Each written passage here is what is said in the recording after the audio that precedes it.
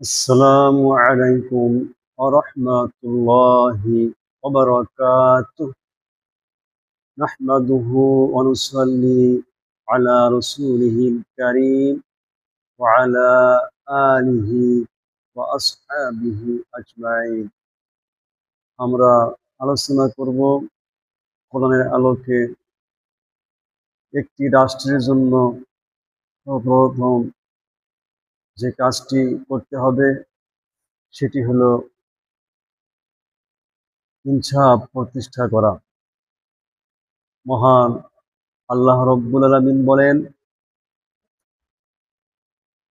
لقد أرسلنا رسلنا بالبينات وأنزلنا معهم الكتاب والميزان ليقوم الناس بالقسط।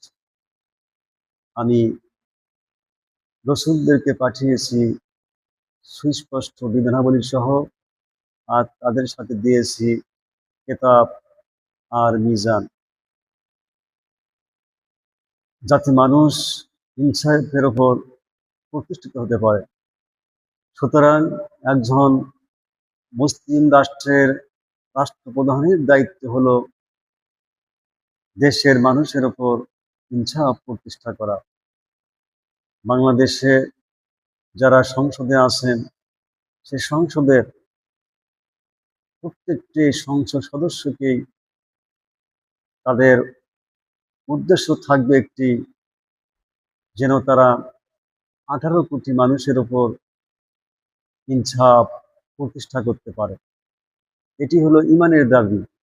আল্লাহ রাব্বুল আলামিন বলছেন, ইয়া আইয়ুহাল্লাযীনা আমানু কুনু কাওয়ামিনা বিল কিসতি শুহাদাআ লিল্লাহ।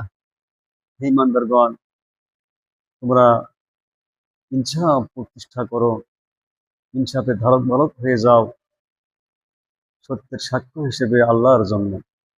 অর্থাৎ জীবনের প্রতিটি ক্ষেত্রে এই ইনসাফ প্রতিষ্ঠা করতে হবে। এটা রাষ্ট্রের দায়িত্ব, সব বিভাগে, সব সেকশনে।